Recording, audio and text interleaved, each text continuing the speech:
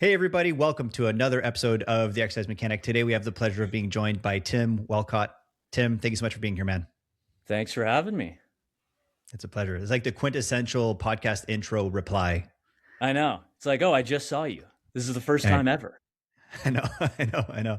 Well, listen, man. In many ways, I mean, this is very much the first time that you and I meet. I Yeah. know that yourself and Ryan, you guys have a little bit of a history, and so selfishly, where I'd like to start today is I'd like for you to take us on a little bit of a journey of what your fitness journey has looked like, from perhaps fitness consumer to you now as a coach, business operator, etc. Sure. Take us away. Yeah, man. So for anyone who doesn't know me, I'm Tim Walcott. Where I started with fitness was originally I got into CrossFit without signing up for CrossFit, which is kind of weird because most people they sign up for a CrossFit box gym and then get obsessed with CrossFit. I got obsessed with it, but just did it on my own. I don't know how much you guys are tapped into CrossFit and stuff, which is crazy different from I don't really know it anymore, to be honest, but Ryan does a lot of CrossFit, actually. Yeah. I don't think I can run 1 mile consecutively right now. So you seem like a big fan of kipping pull-ups, you know? Big momentum guy. But yeah, so I got into CrossFit because my cousin, who I looked up to, who's kind of like a patriarch in our family, and he's in the Canadian military, or he was at the time. And he was like, hey, check this out. He printed off 70 pages of the CrossFit Journal, which I guess became a big deal as CrossFit brand grew. And he printed it out and he's like, I was featured in this military workout thing.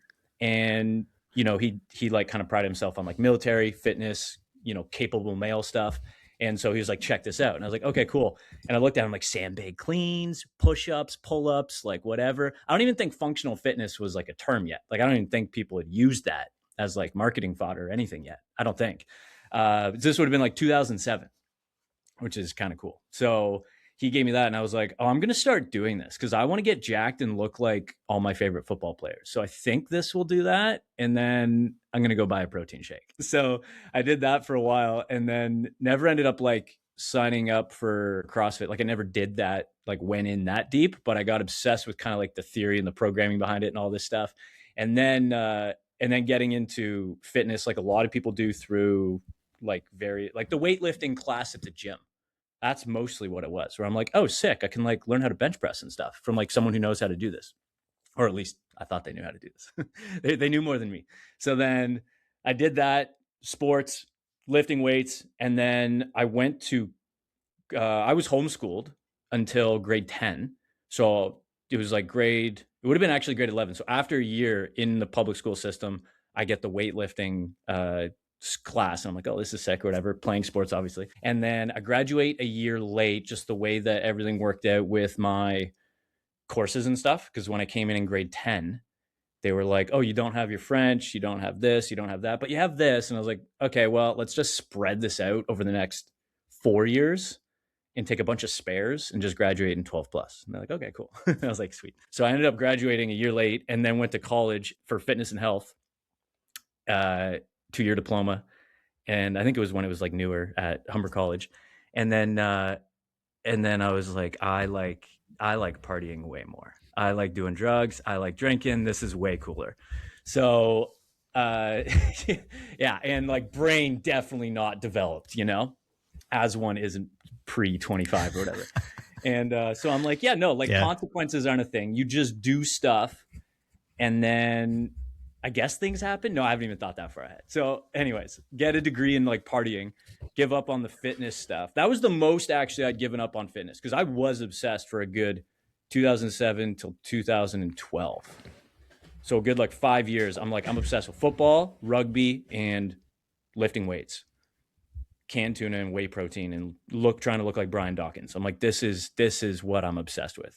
And then I probably had a few years where I don't remember what it was like. I remember going to the gym. I wish I could remember how much I fell off because I don't remember not going to the gym, but I'm sure I didn't because I was a drug addict for a good 3 years there, whereas I was not in any shape to go to the gym. But I remember going to the gym high all the time and hammered and all that. So I'm like, I don't know if I ever missed the gym. Like, I would think I might have stayed pretty damn consistent from 2013 to 2016. Either way, 2016, I can kind of like wake up from my blackout, and that's when I was like, okay, I'm gonna get my shit together here. And then 2016, I had an opportunity from my mom's old trainer. She did in-home training, and so she goes, "Hey, I heard you wanted to get into fitness." I thought I was just going to get a job at Good Life because I had friends at the Good Life in Orangeville. And they were like, yeah, come get a job here. And I was like, okay, cool. I knew at that time, I was like, I think I want to run my own business. I don't know what that looks like, but I want to run my own business, but I don't know how to train people. So like, I gotta learn. So like, yeah, this sounds great. And then this woman approaches me and she's like, I'm trying to retire. Do you want to take my clients? And I was like, this is crazy. So I'm like, yeah, like this is scary. I have no idea how to train a client. I still literally remember, like, I'm sure you guys do too. Like, I remember being like, how do I time the rest period so that it doesn't go past their 60 minutes, but doesn't like, you're like blowing your brain apart. Yeah. I literally remember that. Yeah. And I remember my first training session ever. And then, so I had these clients, and then I was training them in home. And then I had people, I started posting on my Instagram. So like identity shift type of stuff coming out of like partying, still partying, but like healthy partying. We'll call it functional partying. and so I'm kind of coming out of that world, and I'm like, oh, I'm a fitness guy again. Okay, cool. I'm a fitness person. This is cool. And then I had people reach out to be like, well, I want to work with you, but I don't have a home gym. And I was like, okay, I guess I have to have a space. If I'm not going to go get hired by someone, then I have to have a space. And I had an opportunity. My dad owns a dog. He has a dog. He's an optometrist. So he has a building that he owns where his practice operates. And then he had a space underneath, and it was like just under 1,000 square feet. And he's like, yeah, I have space under there. It used to be a chiro's office. It's all chopped up, like waiting room, couple exam rooms, but the waiting room was the biggest space. I was like, oh, I go down there. It's in a basement unit. And I'm like, this would really be like perfect for squat rack, chin up bar, couple dumbbells, couple kettlebells, which I had. And then my brother's guitar amp plugged into an iPad. And I was like, sick. So I brought clients in, and I started training them there. And then I grew that a little bit, basically from the end of 2016 to this past, 12 months ago, February of 2025. And then I sold that to the massage therapist, was one of the team members that I brought on at that time. So 2016 to 2025, I grew that into like a small little team of trainers and massage people. And then now I'm just working online, trying to grow my online coaching business. And I moved, and now I'm kind of enjoying growing this little passion project. Very cool. So very much a non-traditional entry into the fitness world. And also, like, how would I say? I mean, you're just like, there were some opportunities that happened or that were presented, and you decided to capitalize on it. It's really interesting that you also knew you wanted to go and be a business owner, which, yeah, I don't know. I remember wanting that, but I don't remember, like, if it makes sense, I don't remember consciously wanting that, in the sense of like, I don't remember being like it was impulsive almost. Mm-hmm. It's like, I don't know anything about business, but I was like, I think I just want to train people myself.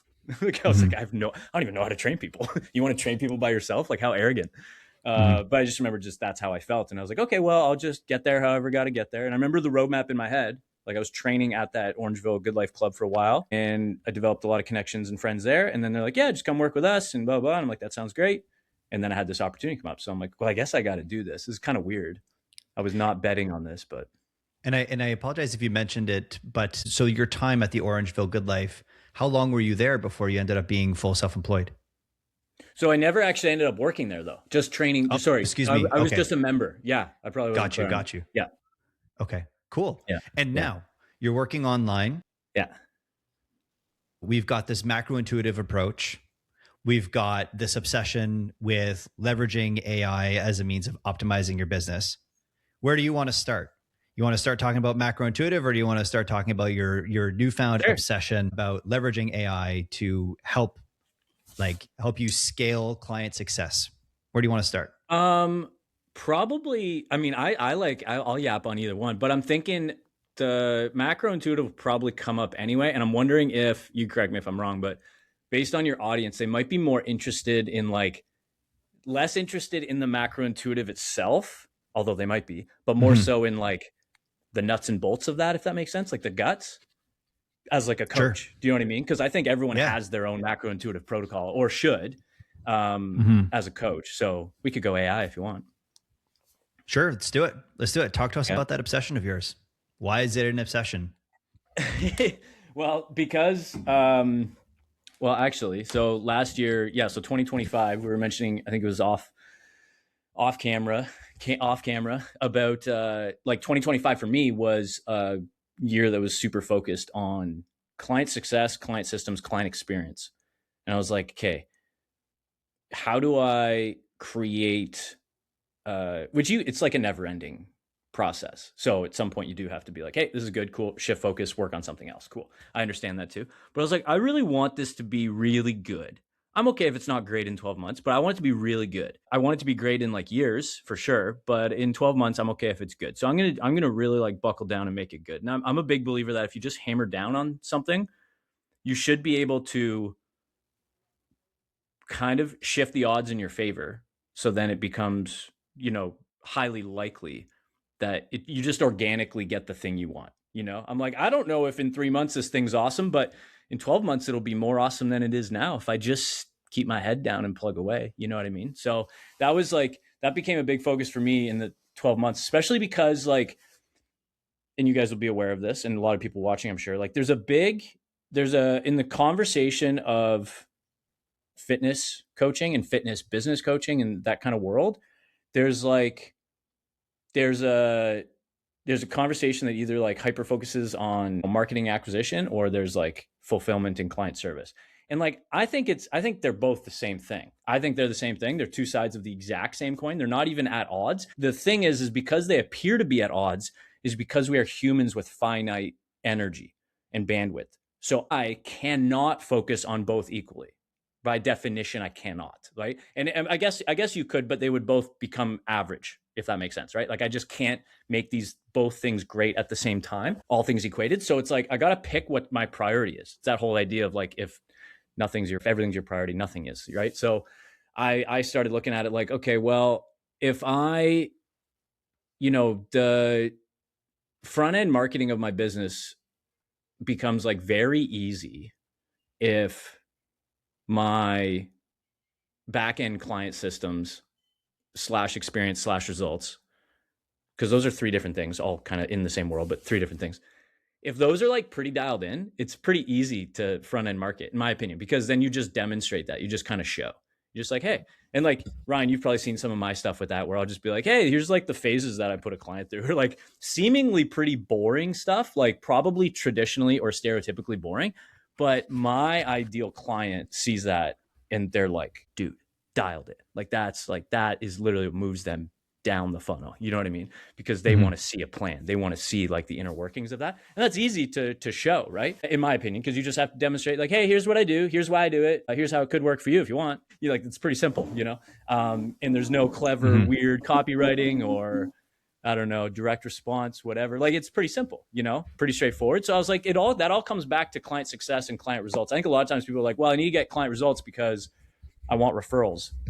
I don't know why they always go back to that. It's like, yeah, like, I mean, I get like wanting referrals, whatever. Like to me, that's like, that just should happen organically, I guess. But like realistically, if you're growing a business, you're probably going to have to go get more clients. You can't just rely on referrals. So, you're going to have to market, and marketing is way easier for people that hate marketing if your client results are awesome. Cause then you're like, hey, this is a thing I got. Do you want the thing I got them? Yeah, cool. Like, Yeah. like that's all it is. So I was like, I just want to make this like really dialed in.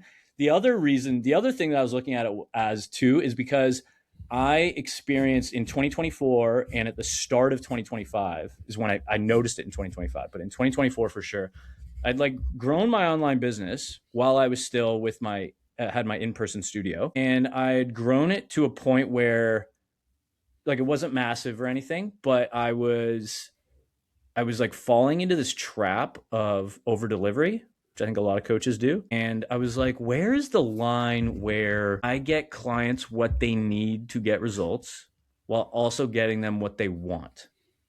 So that's why I always differentiate, or why I always mention like client results, but also like client experience. Because if you can get client results, That's Sure. great. We almost always, like when we're talking as coaches, we almost always imply like client results. We're like, that means the client's happy. It's like, not necessarily. Like the clients hire you for results. Like everyone likes to say that, but they kind of don't. They kind of hire you for a good time. Like they hire you, which sounds disrespectful, but I'm just saying that super brash on purpose. Cause like we're humans, we're emotional. So it's like they are actually looking for an emotional feeling, which they might get from a result.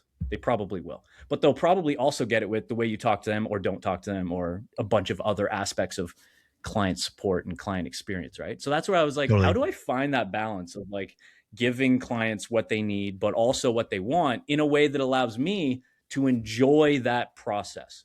Because I like coaching. I like business ownership and I like business growth and I like the creativity around building it. And I'm like, how do I create this machine? Because I was like, I ended up over like 2024 into 2025, multiple times in 2025. I ended up like deliberately pulling back on like heavy client support. Like the client support was always there, but I did experiment with less, if that's not the right word, thinner maybe. And then I also did the opposite where I was like, I want the least scalable client delivery system possible. And I did it. And it was good for the reason that I think an interesting insight that I got from it is it was almost a bit selfish in a way, because then I'm like, oh, great. I'm getting approval that I'm doing a good job because I get to talk to them. And that makes me feel good. Like, okay, I'm worthy. I'm getting the approval of my clients, which I think talking to other coaches is a common trap. Yeah. So I had to come to terms with like, I don't need their approval. Like I need them to get results. And if I want feedback from them, I will ask them and be like, hey, do you like this? Do you not like this? What would you like? I can just ask them. Like, I don't need to talk to them every week so that I can put my paranoia at bay. You know what I mean? So I don't know if you guys can relate to that, but that's where like I started experimenting back and forth with like, what's the least scalable delivery systems? And then what's the most scalable? And I kind of floated along that spectrum and kind of like, what was pros and cons here, pros and cons here. And then I've now settled in a spot right now, which it'll probably continue to move, but I've kind of settled in a spot where I'm like, this seems to work pretty good. I enjoy it. I enjoy it. It supports my life outside of business. My clients get really good results, and the perceived value from the client perspective, client experience is high as well. So I'm like, okay, I'm kind of like hitting all the things. So that was my long-winded way of saying like, that's how I haven't talked, I guess, about AI, but that's what my obsession of like, that's how deep I was kind of thinking about this over at end of 2024 into 2025. I was like, if I want to make like a decade long, let's say 5+ year coaching business, which I do right now, that is part of my plan. You could call that long-term-ish, is I'm like, I need to create a machine that is like creative, and I need to be creative to make this thing work. And I'm going to need to try stuff that might break. And you know what I mean? I kind of looked at it as a spectrum. And I'm like, I need to just ride along this whole spectrum, because I think what happens is a lot of coaches, this might not be fair, so this might be assumptions, but I think a lot of coaches, they just stay in one spot, or they do minor adjustments either way. And then they just throw stones over here and be like, don't do that. That's silly. And it's like, well, have you done it? Because like, you should do it, it's a whole other thing if there's like, if someone has a specific moral thing about whatever that is, then I get it. But like, if you're comfortable just moving all the way along that and you define what that spectrum is for you, I think it's worth doing it, because then you can be like, you can start to see like the pros and cons that jump out for you. And then you go, oh, I wouldn't have noticed this. You know what I mean? Because I remember being quite happy when I did when I stumbled upon a system that I'd set up for client success and client support, where I was like, oh, this is not scalable at all. But I love it. I was like, I love it. I'm getting good feedback from clients. I'm like, cool, I'm going to run it. And then it started to break a little bit. And I was like, this doesn't support my life out of business. And the type of clients I'm getting actually don't like it like the ones that did before. So if I still want this type of client, I guess I have to change this again. I was like, damn it. So yeah. Man, Sweet. I feel like I have 10 different things that I want to comment on based on what you said. I think like if anybody listened to that, I don't know, 10-minute monologue, however long that was. Sorry. I think, no, it's great. Like, I think that if any like new-ish, maybe intermediate coach in the industry just listen to that, there's like a dozen different things that they can pull from. There's a couple of things that I wanted to touch on and then maybe get your thoughts. So the first is actually, I think what's really interesting about this conversation already, and some of the interactions you and I have had in person, you're very transparent about your thinking about things you've trialed and errored, etc. And there's this weird, I don't know if you guys have noticed this, but there's this weird sort of bravado that happens online in the coaching industry, where everyone wants to show like, this is how perfect my model is. This is how great my business is. Every client I've ever worked with, they're amazing. And I make $10,000 a week. Like this is the thing that people present online. And the reality is 99.9% of us are to some extent doing what you're doing, Tim, where you try something, you're like, shit, that didn't work at all. Or like, oh, I tried this. This really worked for 4 or 5 clients. And I appreciate, I think just kind of the transparency of trial and erroring a lot of these things that I think a lot of people are doing anyway. And then in addition to that, I think what's really neat that you've done, you're talking about sort of the front end marketing, and then I'll just say very generally speaking, I'll call it client results / experience. Yeah. So many people seek out mentorship on the marketing side of things, acquisition. And there's sometimes kind of this divide between people acquiring clients and then actually having a system in place to properly service said clients. And the reason why I say system is it extends beyond like your skills of coaching. Skills of coaching, I think, are important. But then, how do you scale to a 20 client business, a 50 client business, whatever kind of numbers that you're running? And I think it's really interesting as well that you have taken that whole client experience side of things and found a way, to trial and error different things, but use that information to then seemingly like better, like almost like defrag your system so that you find something that not only is streamlined for you as a human being, because you've got a life outside of business, but also makes the user experience way better.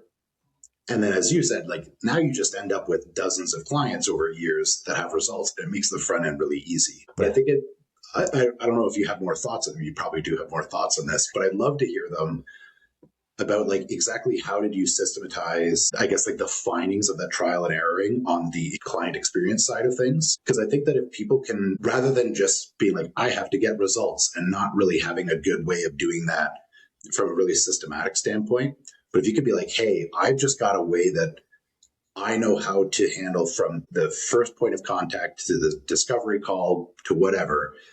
I know a system that I could run my clients through where they're taken care of. I'm there as a coach, etc. And now they're just getting results, and the marketing side is much easier. So it sounds like you did a lot of like data collection from that experience. So I'd like if you could to kind of expand on what did you do with that data to create the systems that you have now? Yeah. Okay. So let me know if this answers it or if it doesn't. But the approach that I started to take that I think helps with this is why I see acquisition and fulfillment as the same thing. Because if you look at, actually, this is probably like the best takeaway in my opinion, which sounds weird because I'm like, oh, let me tell you my wisdom. But like, honestly, this has helped me a ton, which if there isn't a coach that's thinking like this, I would be like, hey, think like this, because this means dollars in your pocket. And it also means clients going, I love this, which is if you can put yourself in your client's shoes. And if you can do that at I'm in the process of doing this still.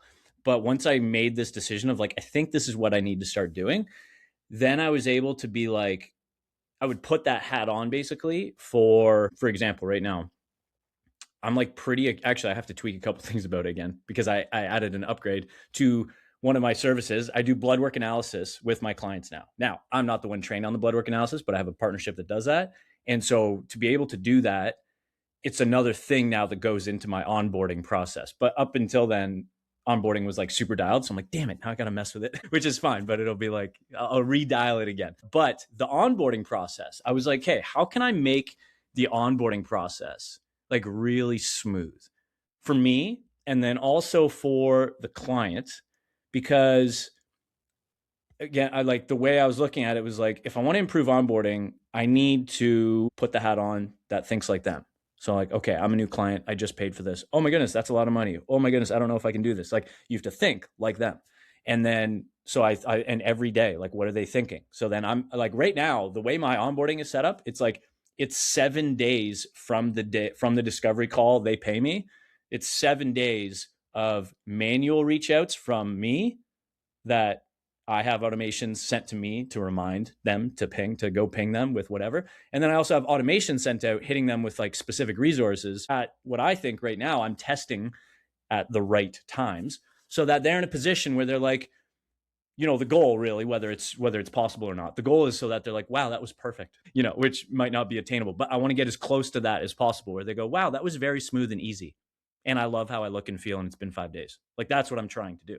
So onboarding was like a specific example of that, where I'm like, okay, I need to put on the hat of like getting into their shoes and getting into their head. That's probably a better way to think about it, but like getting into their head, because if I can get into their head, onboarding is part of fulfillment, but then getting into their head is also how you market effectively, because you're talking to your customer before they're actually a customer. You're talking to them when they're a lead or a prospect. So doing that has helped immensely, because then I'm able to think like, what do they actually want? Because even if I circle back to the way that I was thinking about like falling into that trap of like paranoia of like, am I doing a good enough job? Like that whole thing. It's like, I just need to think about what they want and ask them, right? Like, what do you guys want? Like, what do you want? And that's where like discovery call, intake, all those things should help you with that as well.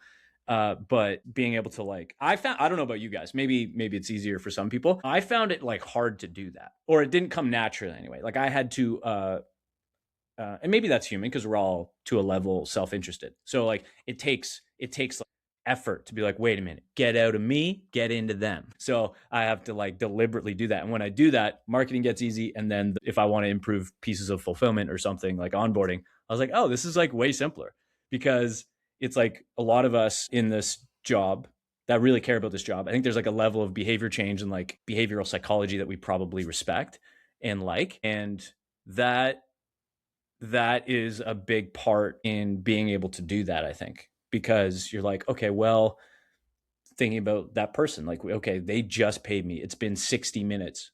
What would realistically they need and want right now to get a good result within 60 minutes of paying me for this thing? So I'm like thinking about that on like, on an hourly and a daily basis. I'm like, what does that look like from onboarding? So that, just to use onboarding kind of as an example. So does that kind of answer your question? Yeah, I think it's a good example. I'm also curious, we talked about the macro intuitive sort of like concept that you came up with, which I also really think from a business standpoint is genius, taking, as you had said, realistically, every coach ever that's talking about nutrition should essentially be talking about a macro intuitive approach. It's kind of genius that you slapped kind of a brand onto it, but it works, right? Like, so I'm curious again, like, so something like the macro intuitive approach, I think is a great example of this, where it's like, okay, I'm having the same types of conversations with, all of my clients. How do they, when they go out to a restaurant, they have a meal plan, like how do they balance staying to their diet plan, but also have an experience with their wife or their friends or whatever it happens to be. And then you took this problem that every client, you're having a conversation with about, and said, well, I'm going to just funnel it into this thing here. And it seems like that is a skill that you have. So I'm just curious, like, the macro intuitive approach just being one example of that. Mm-hmm. On the back end for you, you talked about the onboarding process as well. I'm just curious if there are other areas in your business as well where you've, again, said like, hey, I keep having this same problem or keep having the same conversation. Let me just funnel this into this one thing that now I can essentially address these issues with everybody in a much more streamlined fashion. Yeah, specifically on, there's an AI element that we could go into here, but also with the macro intuitive protocol, the intuitive side is basically my take on what the industry would call like cheat meals, right? And so the hard thing about, and this is kind of my take on it, right, is like cheat meals are, I would say probably, which is a level disrespectful to an extent, probably, because I was going to say like cheat meals are probably helpful for bodybuilders, right? And that'd be a whole other conversation with you for that or whatever. But like there's probably a reason, conventional wisdom isn't always correct, but there's probably a reason it's there. It's like, oh, there's like an element of metabolic refeeding and whatever. You could get into the science or whatever, or even just the psychological break and whatnot. Now, the angle that I take is I'm like, well, that's a good example of bodybuilding tactics being hijacked by general population that shouldn't be. So I'm like, you're not that guy, you know? Now, the thing is, a lot of people I work with kind of have the same mentality as a bodybuilder, but they're nothing else like a bodybuilder, right? So I'm like, okay, well, we're going to have to shape your systems around that. And that's where like the macro intuitive protocol came. Cause I'm like, well, you're going to have to track your food. Like you have to get to the level that you're going to get. Like if you want to get 12% body fat, a lot of people can get there without tracking, but like most people can't. And you definitely can't knowing the amount of protein you're having. You're still going to guess your protein. So it's like, oh, I got to 12% body fat. It's like, go take a DEXA. You probably lost, 600 grams of muscle or whatever, So it's like, well, we can optimize that if we just tracked our protein. So then I'm like, well, we could track everything perfectly, but then you're just copying exactly what a bodybuilder does anyway. And these people have already done that and it's not working. So I'm like, okay, well, let's leave 2 meals, what the industry would call cheat meals, but let's apply some parameters around them. Because cheat meals are kind of, I'm sure some coaches have like specific parameters based on the client or whatever, right? Where you're like, oh, I know that you don't do gluten. So, hey, don't go to Five Guys, okay? Or whatever. Or you're like getting closer to stage and you're like, hey, I want you to avoid this type of food, But with my clients, I was like, okay, I want to give them some frameworks because I find like in our world, nutrition is already heavily emotional and then it's gray. Like a lot of it's very gray and ambiguous. And so it's very hard sometimes to be like, how do I give generalized advice to clients? So that's where I'm like, okay, I'm just going to make systems as best I can. Right. And then that's where they hire me for coaching. And that's where I can take them on a, client by client basis or whatever. That's where the full customization would come in. But like the way I look at free meals, a good example is a system that I came up with where I'm like, okay, free meals, how to eat a free meal. Cause a lot of clients have a lot of questions about that. They're like, what's healthy? Cause I'll have clients still be like, I went out for burger and fries. Definitely not a good option. I'm like, why? Because then the whole conversation around maybe morality with food, which is a classic or whatever. Right. I'm like, why? Like I didn't tell you not to eat it. Did you think you couldn't? Like, who told you couldn't eat it? Like, I didn't say that. So where's this coming from? So then you have that kind of conversation. So I'm like, okay, well, here's the only parameters that you go in by default, which is something you enjoy, something you eat and then feel good after, and then you stop at 80% full. All three of those. If you do those three things, you can actually eat. Everything's on the menu until you put it through that filter. And then you go, oh yeah, you know what? If I just have chocolate, I probably won't feel good after, but I do really want it. And I can do it till 80% full. It's like, well, it doesn't check all three boxes. Right.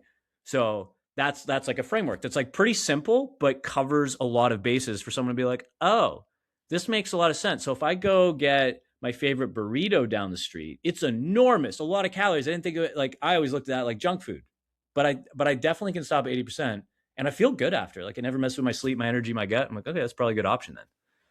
Right. So that's like a good example of where I'm like, okay, I created kind of a system around that. The whole like macro intuitive protocol, why I said like specifically what I was talking about when I was like, I think every coach should have that is because, and I'm sure you guys are familiar, like the marketing term, like a unique mechanism where they talk about like that whole thing. It's like, it is helpful. It's very helpful because I think it's helpful for two ways. A lot of people will look at it kind of gimmicky.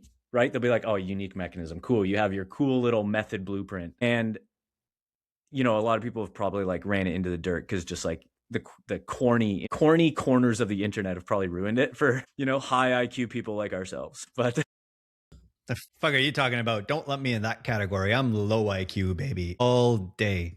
Bro, I'm wearing a collared shirt. Look at me over here. Yeah. You have enough IQ just in the collar of your shirt. This is exactly where my college diploma would be if I didn't drop out. Right.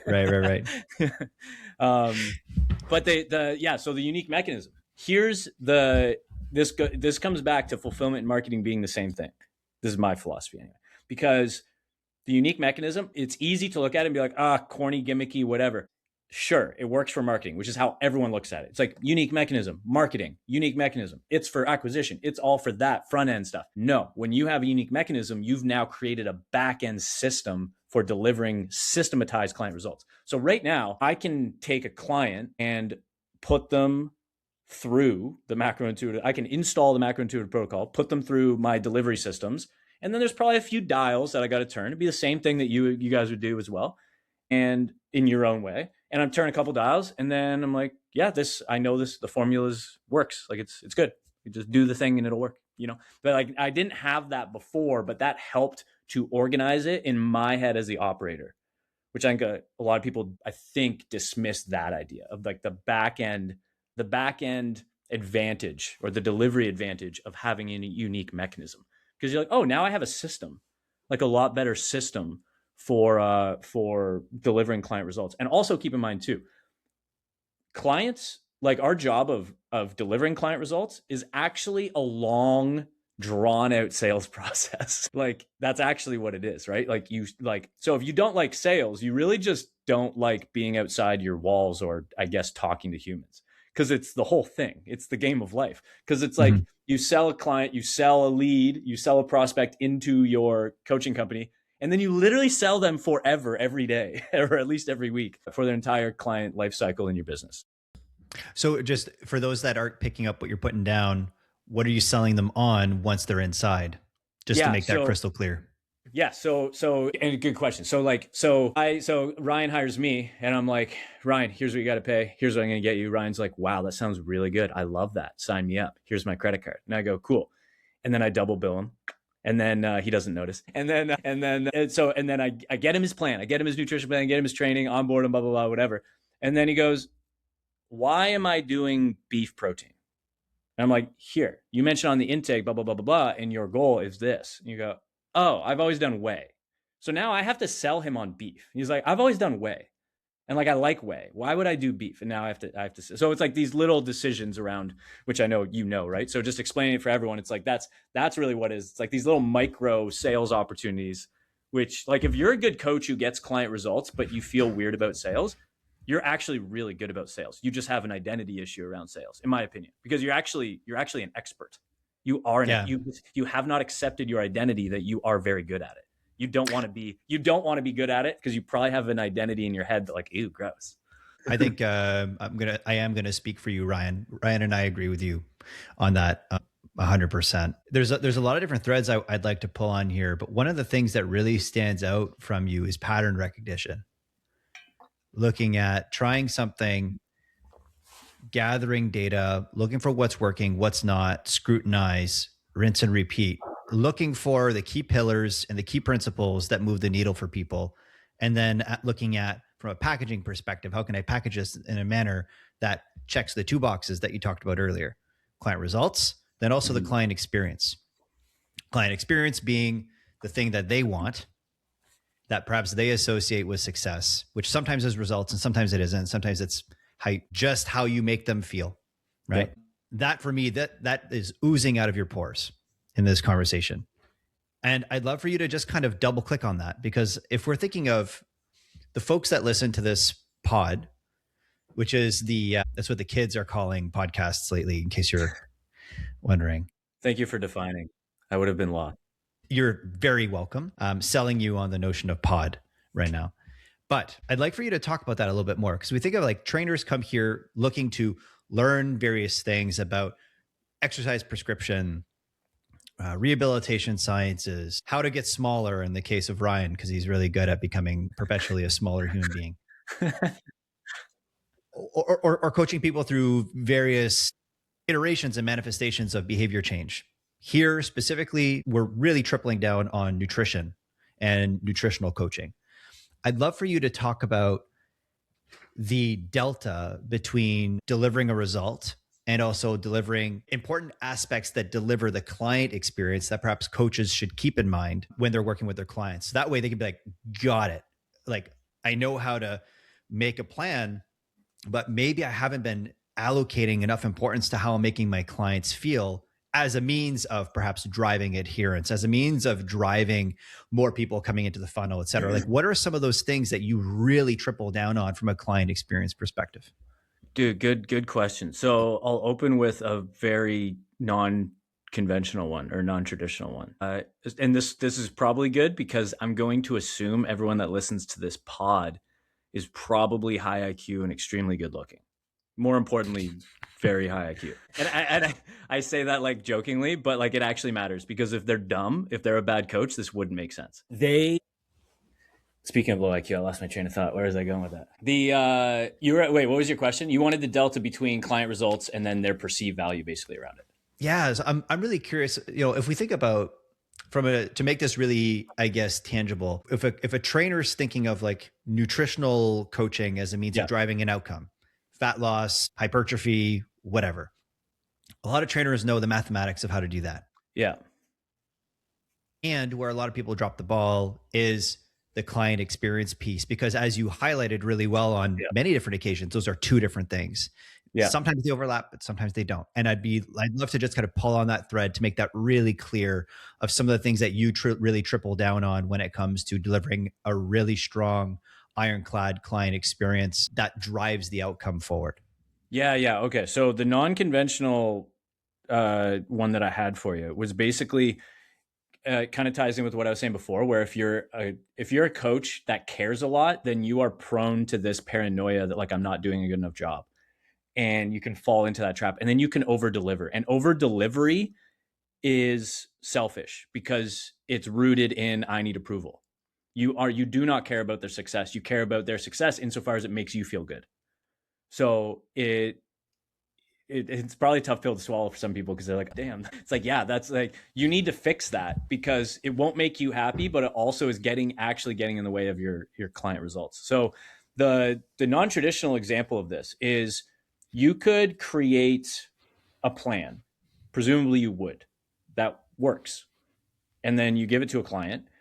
And then I think what a lot of people harp on is usually like, you got to make sure you're looking after your clients. And you'll see these in certain corners of like fitness coaching corners where they kind of talk shit about coaches that don't look after their clients.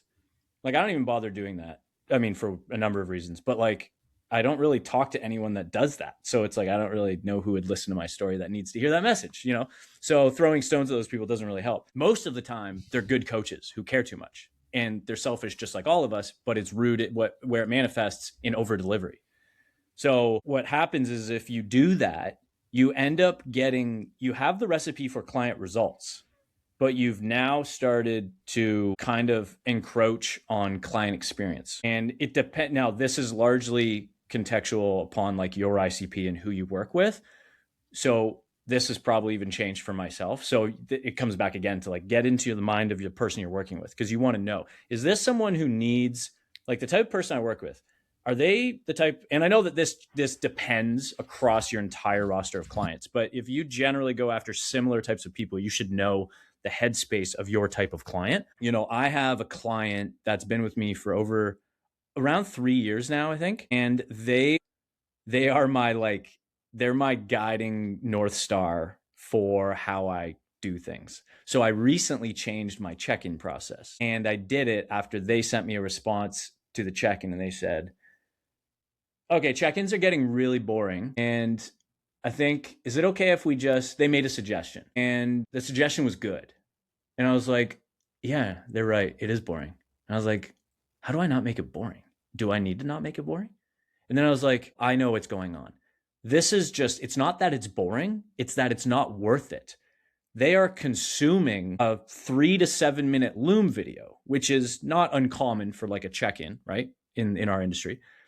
And a lot of the times us coaches will be like, this is a big learning experience for me that I'm kind of explaining.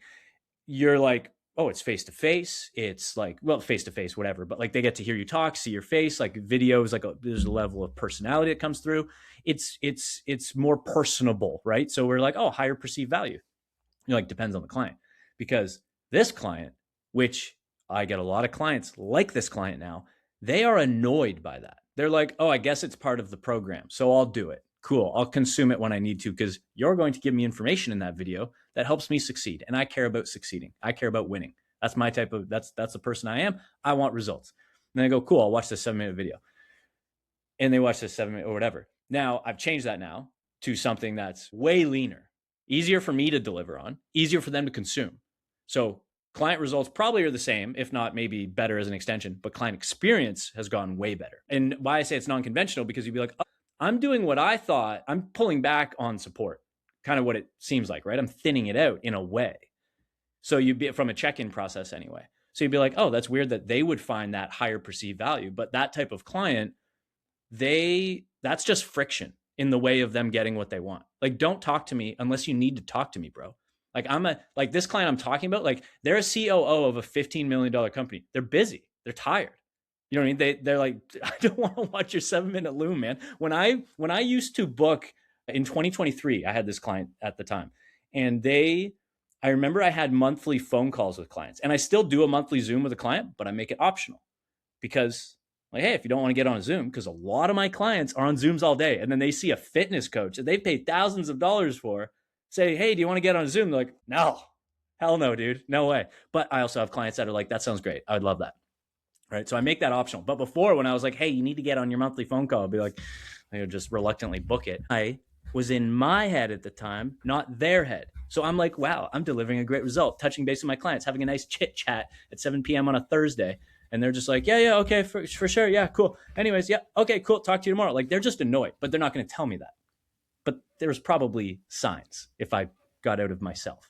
You know what I mean? So I don't know 100%. If this kind of answers your question, but like that was a non-conventional way of being like, that's client experience, but client results is probably the same or at least unchanged, right? In that sense. So that's kind of how I like see the two differently. For sure. Ryan, do you mind if I ask a quick follow-up question? I know you got some stuff here, but so you mentioned an acronym earlier that I want to make sure that I'm understanding, and then also the listeners that they understand. You mentioned ICP. I'm assuming that's ideal client profile. Yep. Okay. And then you talked about this idea of how over delivery can essentially, how would I say, for trainers that are very service driven, paradoxically, over delivery can kind of like lead to a client experience that is suboptimal. And the word there that's important, I think, to underscore is may. That it depends. But what does it depend on? Depends on the person, i.e. your client, and this ideal client profile. And from what I'm understanding, like the constraints on their schedule and the things that drive them, like their psychographic profile, as some people would kind of call it. And so the first, my question for you is, am I understanding that correctly? And then the second, and I apologize, Ryan, I know I'm like hijacking the mic here and I know you have questions. My second question is just from a psychographic perspective, because you talked about getting into the mind of your client. What is like a question or two that you ask yourself to help you do that? And then I'm going to shut up. Yeah. Okay. I'll keep this one quick for you, Ryan. Ryan's like, I better not forget this. So getting in good exercise for like getting into the headspace. Cause this, again, I think this is like a never ending exercise. This is kind of I already started that in 2025 because I think building out my fulfillment systems relied on that. But now I've shifted, not away from that. Well, I guess technically away, but like fulfillment's good. I like it. And now I'm like, let me fill the buckets. But I'm taking the same underlying skill sets and kind of exercises. So it's like getting into their head with, their psychographics and whatnot. But yeah, as far as questions, I think the AI can definitely help with this stuff. Like I think a lot of people use AI for content creation, which is kind of lame in my opinion, in most ways. Like I still use it for content creation, but just like, I use it in a cool way, but I think a lot of people use it in a very lazy way that just kind of comes out, be like, oh man, you should have just made your own content here. But like with psychographics, you can definitely learn a lot. AI is really good for that because you can scrape like Reddit threads or all these different places where your type of client profile may hang out. And then you can start to ask and you can start to prod the AI to get an idea of that. Or you can take what I do is, which I know this isn't answering the one to two questions I have, but like an exercise that I do that I like a lot is to take my sales calls and then get analysis on that through AI. So like, that's the biggest one. That's honestly one of the best ones because assuming in the sales and discovery, assuming I'm actually asking the right questions, then I should have some like gold in there. So like I have all my sales calls recorded and all of that's gold. So anytime I'm like trying to revamp my offer or change some things around, or I'm trying to like something to do with like, I need to know their psychographic, I need to get in their head. There probably are some, it's just not coming to me right now, but there's probably a better answer to your question there. But an exercise that I would do is definitely taking those and then putting them through a custom GPT or an AI and being like, hey, here's what I need to know. Look at these 5 sales calls or whatever. That's one of the best ways to do it because it's all in there. Like they told you most of it. Mm-hmm. I love that. Yeah. Really good answer, man. And I've done variations of that in the past, pre-GPT world, where I would actually just ask some of my friends and colleagues to kind of scrutinize the sales conversations that I was having with people. I like that. To be like, are there any questions that I'm not asking, et cetera? And that was usually what I was looking for. Yeah. But then sometimes there was some insight that would come from that where they're like, I noticed this about this person. And, but it requires a willingness to put your service on the chopping block and to willingly admit that there's room for improvement, which for those whose ego and sense of self is associated with being right in contrast to necessarily getting better, that can hurt. And I think that's a really great quality of yours, is your willingness to just iterate for the sake of progress. I think that's really fantastic. I mean, I think to give other people a bit of credit in that sense, or defend them, I guess, is like, I'm probably just as egotistical. I think I'm just reckless because I don't have a choice. Like I look at it like I don't have a choice. Like I'm signing up for a game that I love to play. And so even if it terrifies me, like I have to do it. The decision's already made. I don't have a choice. I'm actually glad you just brought that up. Kind of at the last minute, I always take jot notes and have sample questions ahead of time. And like 2 seconds before we came on, I like jotted one other thing down. I think, so much of like what we do as coaches, there's this interplay between how we interact with our clients privately and then how we interact with social media. And then there's this sort of game of saying enough from like a coaching perspective in 30 seconds or 60 seconds to draw people in, right? And I'm sure you guys probably agree with me to a certain extent, especially, in 2026, there's a lot of bullshit on there. For example, I saw something today of somebody on day 2 of their dopamine detox. Also hilarious that they're on their phone posting on day 2 of their dopamine detox, talking about how like they couldn't get over how clear their mind was. And I was like, this is complete and utter bullshit. The reason why I bring this up is something that I've seen you say repeatedly. And it's cool just listening to your story because it also is a demonstration that like what you're saying isn't bullshit and you embody these phrases that you try to use and impart wisdom on others. But this phrase of run more plays.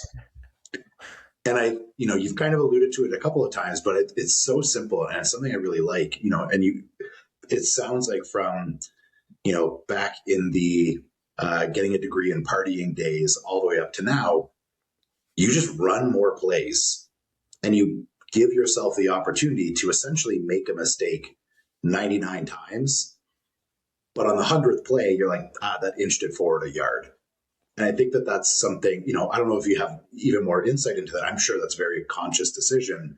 But I think it's really interesting to see that like your business and where it is now is truly an embodiment of that concept. Yeah, dude, I appreciate that. Thank you. And I think my kind of like conscious decision around that was to kind of slap like a mantra, on like one of my philosophies in life. And like, I'm just like anybody else. It's like, I am terrified and I lack courage sometimes. And I think about worst case scenario. And so as coaches, one of the things that I think is like hard for us a lot of the time is we feel sometimes like I've shifted. So I truthfully do not feel like this anymore, but I understand people that do feel this way. And we've all felt like this. Is you feel like you're convincing people to make a change in their life is what sometimes it can feel like you're doing. So I stopped doing that like completely.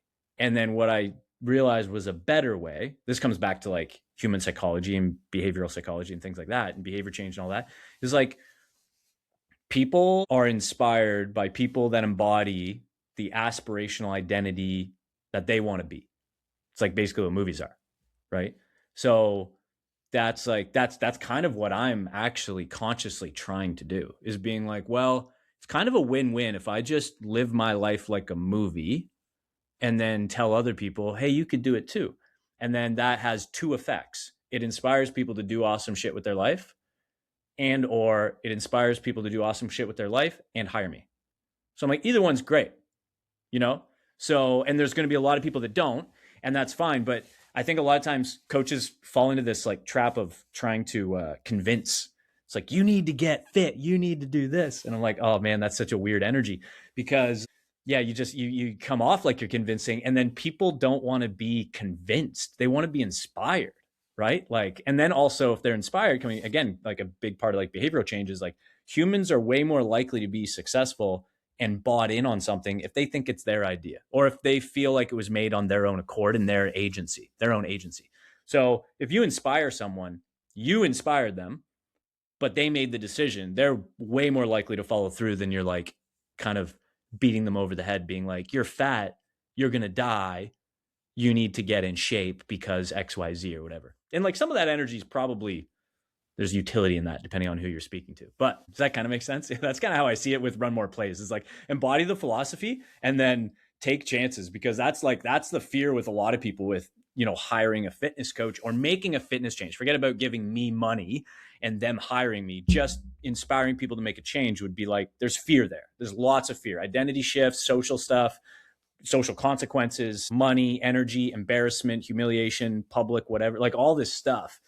And so if you just go, dude, you got to just be reckless with your life and run more plays. We're all going to die anyway. Mm-hmm. Dude, I love that. Yeah. This is my Canadian is going to come out here. I know ET did not watch the semifinal game today. I don't know if you did. I don't know if you're a hockey fan. I did. Yeah. Oh yeah. So I'm a big hockey nut, and this might sound like a weird analogy, and I'm definitely going to force it to a certain degree.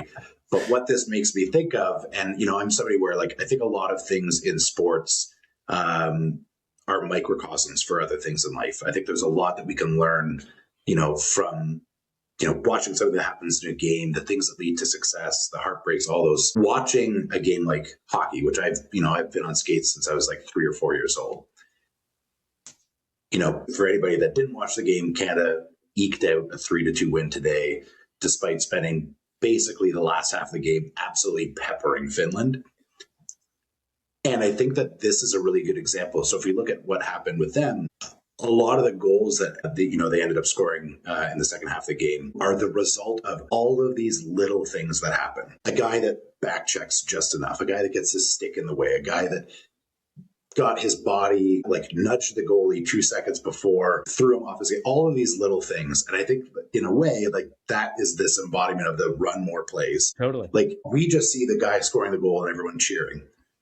But there was a whole, 3-4 minutes in that shift of all of these little things that happen, that there's this butterfly effect that leads to this end result.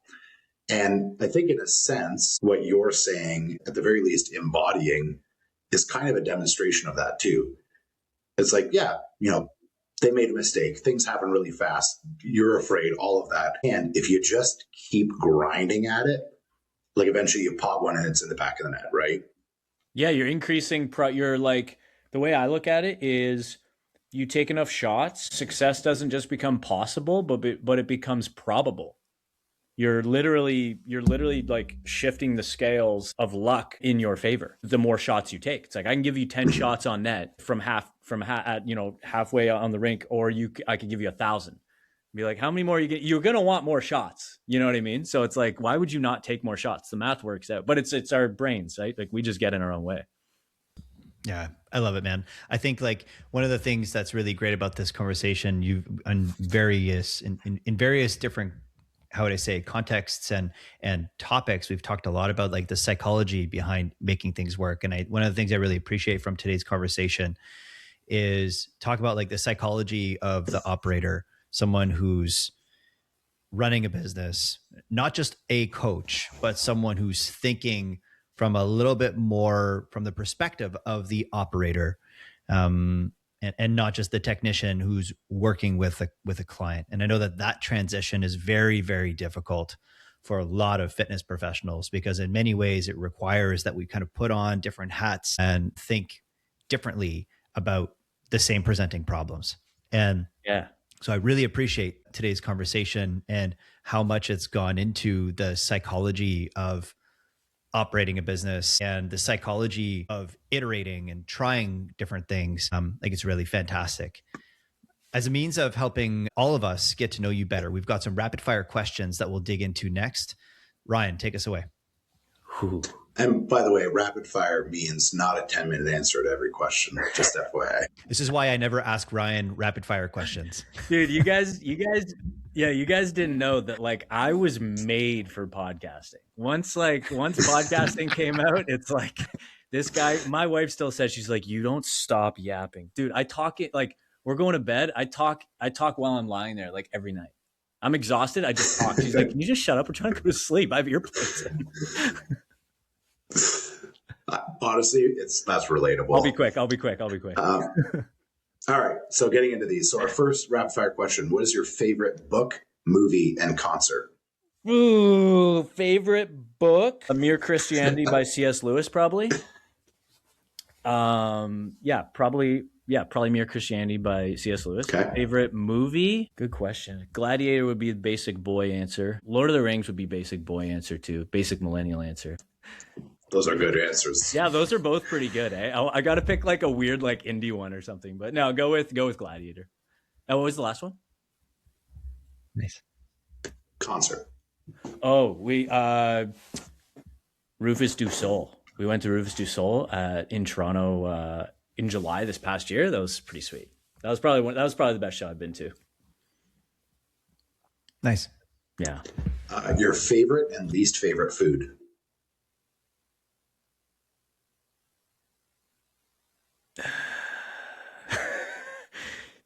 I don't think I've ever had food I don't like. Like, I guess if you want to, do you want to like do the classic, like, I don't like liver, I don't like organ meats. Like, okay, that's my least favorite, but I like every food equally.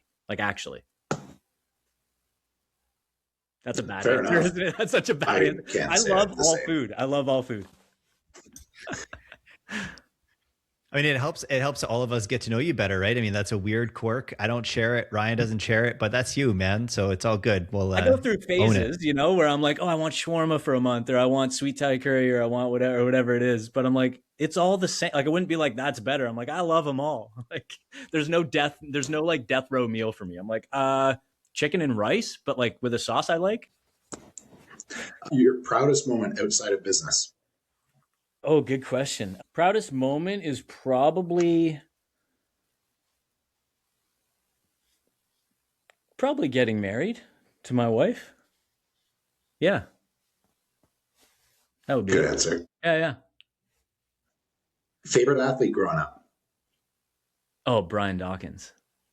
Free safety, Philadelphia. Yeah, you mentioned him earlier. I thought it was funny. Yeah. Weapon X. What 3 values guide you? Oh, good question. 3 values, probably honesty, for sure. Is faith like a value? That counts. A lot of my questions in business and life are typically guided through the filter of like spirituality. So I would say like I believe in brutal honesty, sometimes too much because I think I hurt people's feelings, but I also hurt my own feelings, so I feel like it's fair. Honesty, faith, and then honestly, what would be like the value that would courage, the one like run more plays, like, you know what I mean? Just being like, oh, don't want to do it, but I got to. Mm-hmm. Love that. That's a great answer. Yeah. Your favorite and least favorite lift? Like SBD? Any exercise. Oh, okay, cool. Favorite would be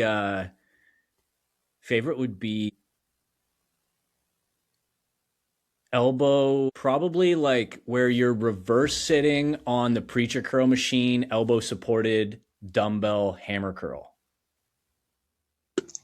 Very specific. You got to pick something kind of niche for that, right? Did you say least too? Least favorite? And least favorite. Yeah, least favorite. It's going to be Bulgarian split squat, basic boy answer. Mine's always deadlift. I hate deadlifting. That's funny. Because you have little bench arms, probably. You not have long arms? Yeah. Good for benching. I just suck at it. Funny thing. So I'm pretty sure you did a pod with Chris Fudge, did you not? Yeah. Yeah. And so anytime that he and I do a gun run, that exercise is in there. Absolutely. That's Oh amazing. Are yeah. you in Ottawa? Every gun run. Yeah. Yeah. Oh, cool. Yeah. Nice. Yeah. Love it. One misconception about you. That involves getting in other people's heads and knowing what they think about me. Huh. I should know this. I was going to say, we just spent an hour talking about that. Yeah, I don't know what a misconception would be though. My wife always says that people think they're like I'm their best friend. So like Okay. maybe that's like a misconception, but it sounds really rude, but I'm like, no, I am their best friend. Like one of their best friends. I can be everybody's best friend. But she's like, no, they think you're closer than you are. I'm like, really? Oh, it's a bad answer. No, that's interesting. No, that's that's a good answer. really interesting answer. Yeah. I could also see it too. I can see that. You're a personable guy. Maybe I get too close. I don't know. It's just what I do. One place that you would love to visit. Oh, Tokyo, Japan. Yeah. All right. And our final question. What is one hard truth that personal trainers or coaches who are trying to grow their business need to hear?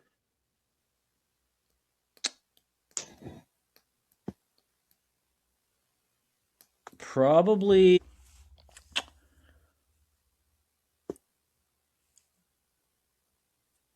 I want to give something like tactical, like more mindset approach would be like, without going too much into it, everyone's a bitch, dude. Like this is, I know this is way too much, but like so much fucking complaining, like so much whining. So I don't know if we can swear on this, sorry. But like You can swear, yeah. Absolutely. okay, like a lot, just I see a lot, and I've fallen into it too. And then you're like, dude, I'm sitting in a freaking gaming chair and all my bills are paid and people pay me to help them with their fitness. That's crazy. I am not allowed to complain ever. Not allowed. So like if you're a fitness coach and you're like, oh, I just like I have to like make content today. You're like, bro, dude, we used to go to war and you can't make an Instagram reel and share an opinion. You can't just be like, hey, so here's my thoughts on low carb, right? So blah, blah, blah, blah, blah, blah. Boom. It's easy. I'll do it for you. We'll make a AI avatar of you. I'll be the voice. Don't worry. It's easy. I'll do it for you. Maybe there's a whole business there. I don't know. But like people find it so hard to like make content or do reach outs or like whatever their thing is. They wouldn't dare complain about fulfilling on their clients, but we all know people are probably still doing that internally, right? But they just can't say that public facing or whatever. But like complaining about the things you have to do for business is so silly for me when it's like, this is the easiest time alive to make a living helping people in one of the coolest jobs ever. Like, dude, my ancestors couldn't do this, you know? Like, It's true. yeah. So stop being a little bitch. Sweet. That's good advice in general, I think. It is. See, this is the brutal honesty because like I've had to reprogram some of my own self-talk, but I probably still don't talk to myself super healthy. So I talk to myself that way. So that's how I talk to other people. And I don't realize sometimes other people are like, whoa, that's mean. I'm like, I thought I was helping. I think it's direct. I think there's a huge difference between direct and mean. Yeah. Like a challenge that I have the classic male problem of like telling my wife something that's super helpful. And she goes, whoa, that's really mean. And then I'm like, right. You're not one of my bros. Okay. Sorry. Let me rephrase this. Yeah. Just add the word honey at the end of it and you're good, man. That's the hack. Dude, that's part of the hack, but the other one apparently is your tone, So Of course. See, this is where my experience is different because Shannon is the epitome of a bro and she talks shit to me like we're bros. And I'm like, whoa, like dial that back at least 8 notches. Like I'm making take care of me right now. I'm sensitive. Yeah, I have the opposite experience. That's funny. It's been funny, man. Honestly, like it's been really great getting to know you, Tim. And I found today's conversation, we kind of ending on this topic of just candor and being honest. And I found you very real today, man. And it's been really nice hearing about your story and hearing about, I guess the iterative process that you've gone through, over the course of the last year.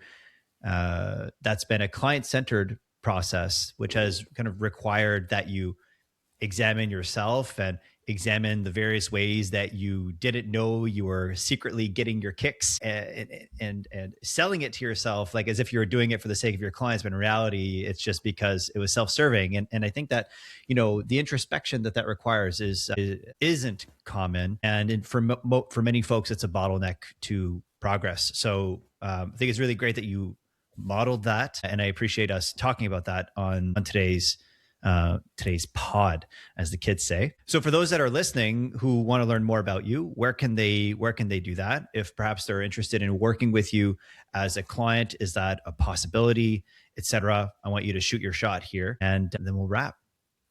Yeah, so you can definitely work with me. I'm also very transparent with like other fellow coaches in regards to like business stuff.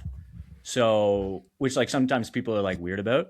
So, but I make this very open in my DMs with other coaches when they DM me stuff. So if I see they're another coach, I will literally just tell them if we're in a conversation, because sometimes they'll like opt in for my lead magnets or something, right? And I'll be like, hey, if you have questions on anything around this, I will just tell you.